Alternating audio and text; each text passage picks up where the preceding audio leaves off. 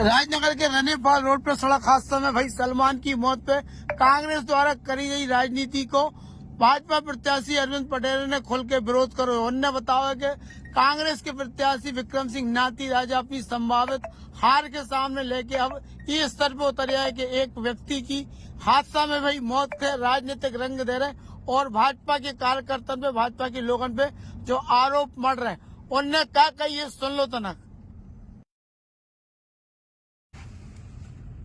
भाइयों नमस्कार, मैं आप सभी के बीच में एक बात रखना चाहता हूं। आज जब मैं सुबह मतदान के लिए उठा तो मुझे पता चला फेसबुक के माध्यम से कि माननीय विधायक जी के द्वारा एक आरोप लगाया जा रहा है कि मेरी गाड़ी के द्वारा एक व्यक्ति की हत्या की गई है।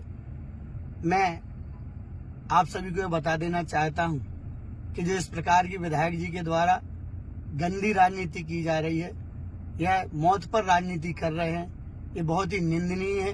मैं उनसे यह कहना चाहता हूं और जनता जनार्दन से भी यह अपील करना चाहता हूं कि इस प्रकार की कोई भी अफवाह में ना पड़े।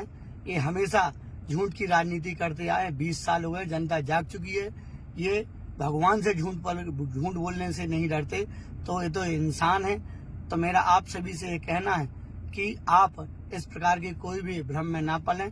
यह मुझे बदनाम करने का षड्यंत्र है। ये मौत पर भी राजनीति करने से नहीं चूकते हैं।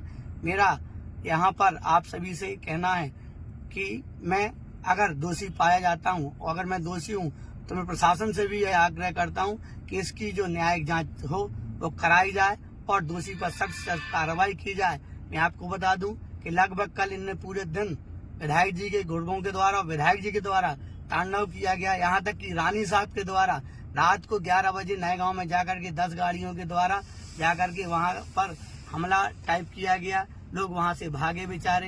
एक बमीठा में जाकर के इनके लोगों ने एक जो हमारा कार्यकर्ता था उसके गर्दन पर तमंचा रखा और कहा कि चले जाओ घर, नहीं तो जिंदा नहीं छोड़ेंगे। गोरा में एक अहरवार समाज के हमारे भाई हैं, उनको छेक करके, उनको रास्ते में रोक करके उनको भी हमला करने के लिए प्रयास किया। वो बेचारे दौड़ करके भागे। यह सब शिकायतें मैंने एसडीओपी साहब से भी की, 4 बार मैंने टीआई साहब को भी फोन लगाया, लेकिन यह अपने करतूतों से नहीं माने। फिर लास्ट में मुझे ये पता चला है कि रनेपाल रोड पर जा रहे थे, इन नशे के धुत में सभी लोग भयानक नशे में थे, विधायक जी भी नशे में थे और इनों की गाड़ियां टकरा गई और एक व्यक्ति की मौत हो गई, और जिसका जिम्मेदारी मुझे ठहरा रहे हैं।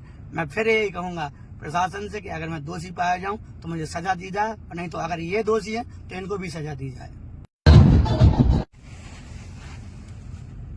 भाइयों नमस्कार, मैं आप सभी के बीच में एक बात रखना चाहता हूं। आज जब मैं सुबह मतदान के लिए उठा तो मुझे पता चला फेसबुक के माध्यम से कि माननीय विधायक जी के द्वारा एक आरोप लगाया जा रहा है कि मेरी गाड़ी के द्वारा एक व्यक्ति की हत्या की गई है।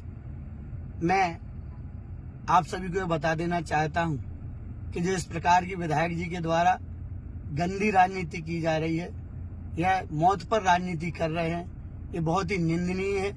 मैं उनसे यह कहना चाहता हूं और जनता जनार्दन से भी यह अपील करना चाहता हूं कि इस प्रकार की कोई भी अफवाह में ना पड़े। ये हमेशा झूठ की राजनीति करते आए, 20 साल हो गए, जनता जाग चुकी है। ये भगवान से झूठ बोलने से नहीं डरते, तो ये तो इंसान है। तो मेरा आप सभी से ये कहना है कि आप इस प्रकार के कोई भी भ्रम में ना पड़े।